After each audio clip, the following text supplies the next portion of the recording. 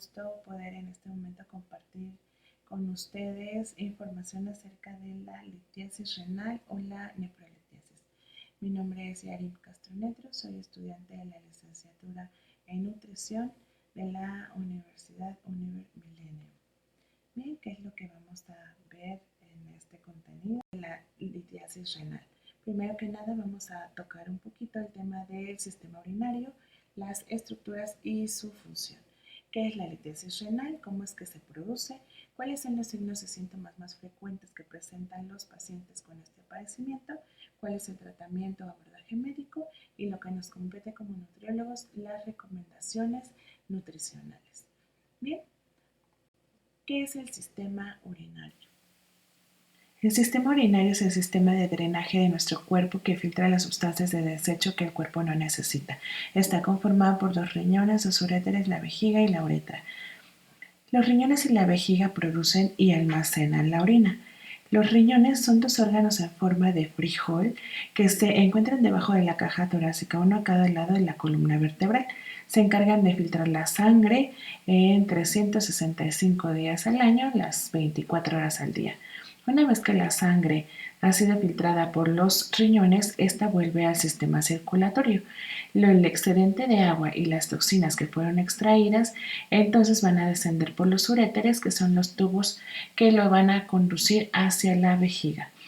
La vejiga es un órgano en forma de balón flexible que está situado en la pelvis. Este se considera la unidad de almacenamiento de la orina. Los nervios avisan a nuestro cerebro que la vejiga se está llenando, entonces es cuando presentamos la necesidad de ir al baño. El cerebro da la señal a los músculos para que se contraigan, lo que hace que la orina salga a través de la uretra, que es el tubo que conduce la orina fuera de nuestro cuerpo. La vejiga tiene músculos llamados esfínteres que ayudan a mantenerla cerrada para que no haya fuga de orina antes de que esté lista para orinar. El momento de ir al baño es el momento único de este proceso que es controlar nuestro cuerpo. Bien, ¿qué es la litiasis renal? La litiasis renal también es llamada o comúnmente también la podemos conocer como cálculos de vías urinarias. Estos cálculos son masas duras como forma de una piedra que se van a formar en cualquier parte de las vías urinarias. ¿Qué es lo que pueden causar? Dolor, hemorragia, obstrucción del flujo urinario o infección, dependiendo del lugar donde se haya formado el cálculo. Se puede denominar cálculo renal o vesical. Y bueno, pues de manera general a este proceso se le va a denominar una urolitiasis. Bien, encontré un recurso en las redes que me permito tomar para compartirles, me pareció muy dinámico, es del Instituto Nacional de Ciencias Médicas y Nutrición Salvador Subirán, que nos explica y nos permite visualizar este proceso de la litiasis renal o, como ya lo habíamos mencionado, también denominada urolitiasis o nefrolitiasis. Nos dice que es una enfermedad causada por la presencia de litos, también llamados cálculos o piedras en el interior de los riñones o en los ureteros o en la vejiga. Aquí lo vemos, los cálculos en el riñón, los cálculos en el uretero o uréter y los cálculos en la vejiga. Bien, cuando estos cálculos aparecen, pueden estar dentro de todo o cualquier estructura de nuestro riñón. Y bien, bueno, porque es importante retomar un poquito esta enfermedad, es revisando evidencia científica, tenemos que del 5 al 12% de la población de países industrializados en algún momento de su vida antes de los 70 años va a presentar un episodio sintomático de esta patología o de esta enfermedad, pero que la incidencia es un poco menor en países como Asia. En lo que nos compete a nosotros, en nuestra población mexicana, y obtengo información del Hospital General de México, que nos dice que 24 en 10,000 habitantes, entre el 10 y 12% de todos los individuos desarrollarán en algún momento de su vida una litiasis renal. También nos dice que no existe evidencia confiable de la incidencia de esta enfermedad, pero en la que hay, nos muestra una relación hombre-mujer de 3 a 1, 3 de cada población son hombres y una mujer. La recurrencia de la litiasis renal es que el 10% de los que llegan a padecer litiasis renal, el 10% vuelve a presentarla en el transcurso de un año. El 35% la presenta en el transcurso de 5 años y el 50% en el transcurso de 10 años. O sea que si les pasó, no es certero, no es algo claro que ya no vuelva a suceder. Bueno, pero ¿cómo es que se produce esta enfermedad? Bien, eh, para comprender cómo se forman los cálculos renales no voy a entrar en los complejos mecanismos físico-químicos que son necesarios para la formación de dichos cálculos. La litiasis pasa necesariamente por una sucesión de etapas que ocurren en la formación y crecimiento del cálculo, que lo vamos a mencionar de manera muy general. En la primera etapa hay una sobresaturación de estos elementos, de estos minerales en la orina. La segunda etapa es cuando comienza a formarse los cristales de esos minerales. La tercera etapa hay un incremento del tamaño de las partículas formadas por el crecimiento de estos cristales y por la agregación de estos entre sí. Y la última, la nucleación del cálculo. En esta imagen tenemos cómo en el riñón, bueno, pues comienza a salir, a fluir la orina y dentro de ella comienzan a salir algunos minerales. Estos minerales se van quedando atorados en algunos lados, se van agregando, por eso se llama germinación cristalina, porque esos minerales comienzan a adherirse a las paredes y por el hecho de ser más densos, más grandes y no poder ser absorbidos al torrente sanguíneo, entonces comienzan a salir por la orina.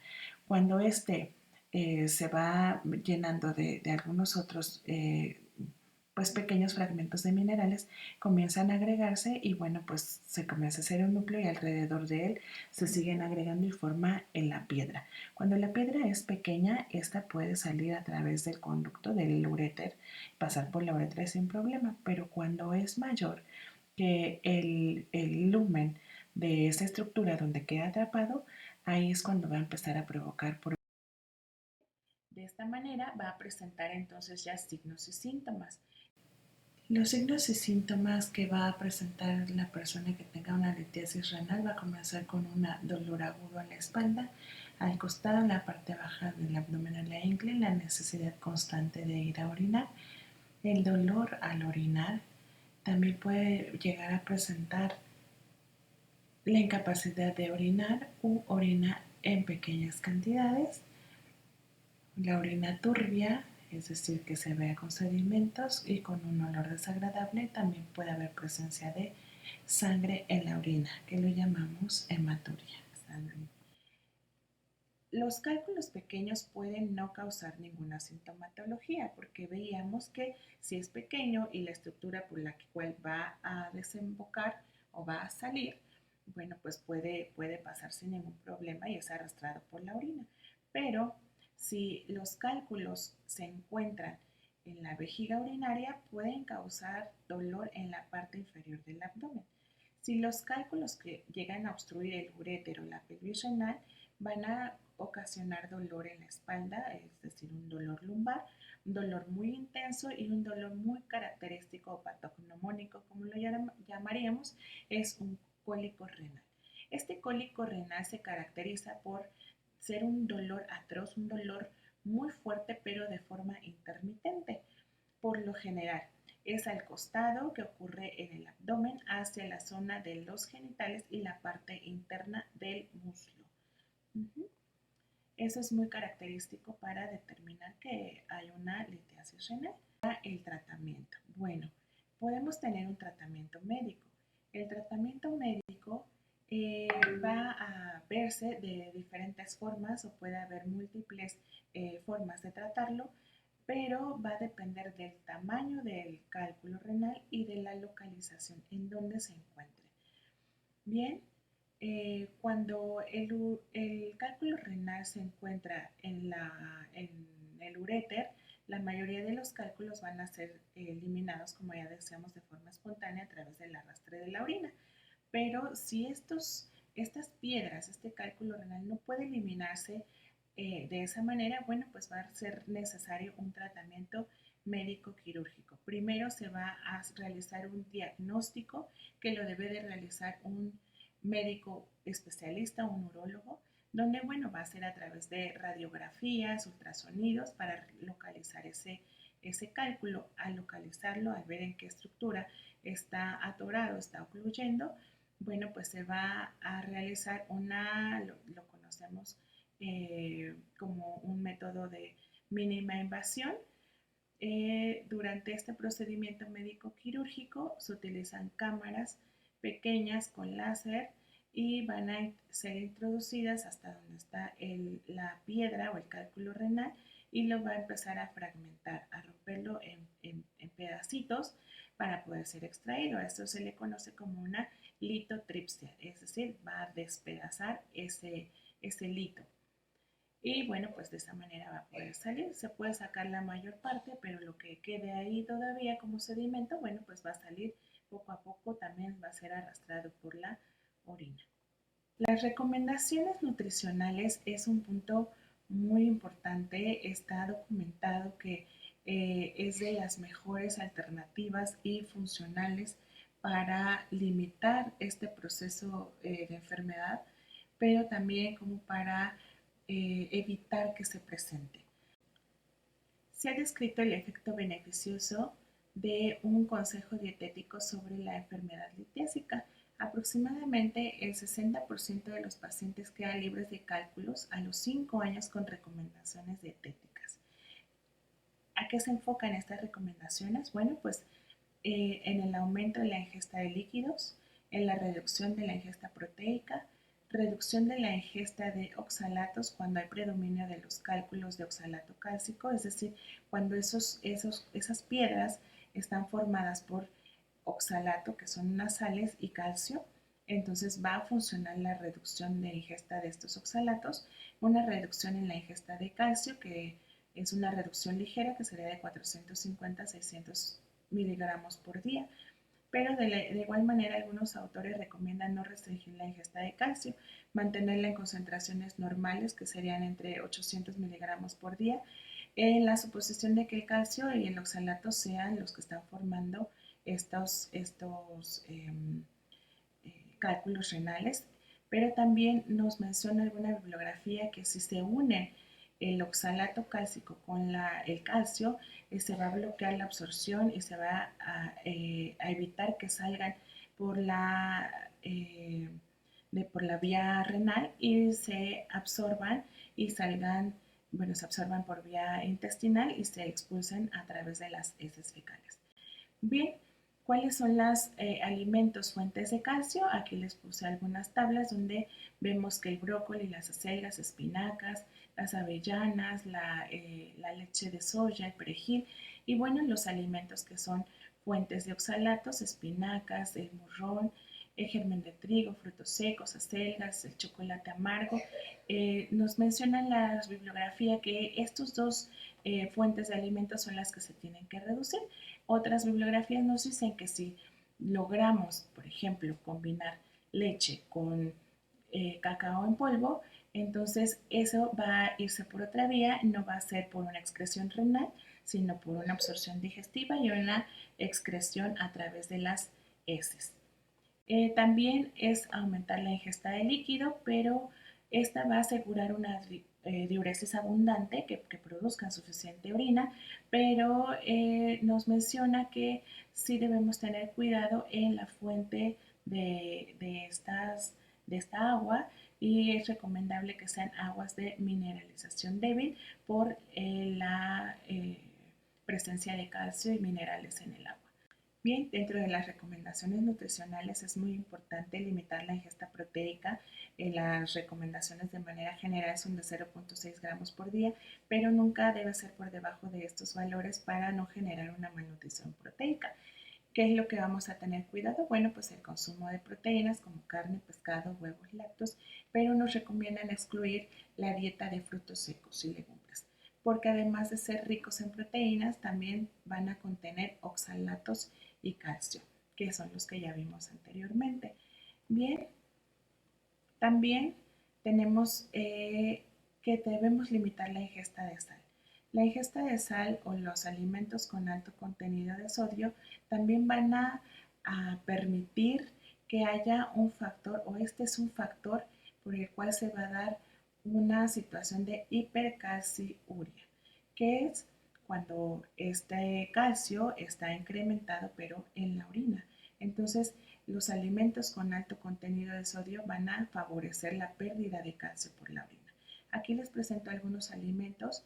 Viene, por ejemplo, una cucharada de queso rallado, va a contener 100 miligramos de sodio, y de la misma manera, bueno, tenemos, o ya sabemos que todos los alimentos procesados, todos los embutidos contienen un alto contenido de sal para su conservación. Entonces es preferible limitar estos alimentos. Otra de las recomendaciones es el control de la dieta en la dieta de la vitamina C, porque la indiscriminada utilización de dosis diarias de ácido ascórbico va a llevar en algunas personas a incrementar las concentraciones de oxalato en la orina, y con esto nuevamente aumentamos el riesgo de la litiasis renal, ya que el ácido ascórbico se va a convertir en un oxalato. Bien, la ingesta no debe ser mayor a 60 miligramos por día, y se consume por ello evitar alimentos con el alto contenido de vitamina C, como son los cítricos, el pimiento, coles de Bruselas, brócoli, perejil, los vemos en esta tablita. Y por lo que se recomienda potenciar, bueno, pues la fruta y verdura de menor consumo, como sería manzana, pera, durazno, plátano, sandía, lechuga, zanahoria, cebolla, alcachofa, ejotes. Si vemos, tenemos una amplia variedad, somos beneficiados en este país de México teniendo una variedad amplia de alimentos que podemos combinar, que podemos ir variando en nuestra dieta diaria. Bien, otra de las recomendaciones es consumir alimentos acidificantes para disminuir el pH urinario. Esto lo va a hacer, hace más soluble las sales de calcio, favoreciendo así su expulsión, que no sea tan densa y no se quede como sedimentos en la orina, sino que sea absorbida para las funciones necesarias de nuestro cuerpo. Bien, ¿cuáles son? Alimentos como la carne, el pescado. Estos van a acidificar la orina, pero con moderación para no excedernos con proteína. Bien, aquí les puse otra tablita donde vemos alimentos que son altamente acidificantes. Yo les recomendaría, bueno, pues que nos optemos por los moderadamente acidificantes, ya que vemos que son alimentos más limpios, son alimentos naturales. Y los altamente acidificantes encontramos, por ejemplo, sal refinada, el ketchup, y bueno, pues esas no son necesarias en nuestra dieta, ¿verdad? Y bien, evitar alimentos con xilitol. Este es un elemento que es un polialcohol que se utiliza en la industria alimentaria. Este está incluido principalmente en alimentos light, en alimentos de forma acalórica. Su principalmente, bueno, pues son los endulcorantes que están, por ejemplo, en los chicles sin azúcar, en los refrescos, por lo que es importante pues darle una checadita a las etiquetas, y si vemos alimentos con xilitol, mejor limitarlos. Y bien, bueno, pues solamente quiero terminar con este post donde nos habla de la salud renal para todos, ya que este mes se celebra también el del Día Mundial del Riñón. Y bueno, pues aquí dice salud renal para todos, promover el acceso equitativo a la atención y a la práctica óptima de medicamentos. No abordé el tema de medicamentos, pero es uno de los factores principales el uso de antibióticos de manera indiscriminada para dañar nuestro riñón, no solamente para cálculo renal, sino para llegar incluso a una insuficiencia renal. Hay que cuidar nuestros riñones. Muchas gracias.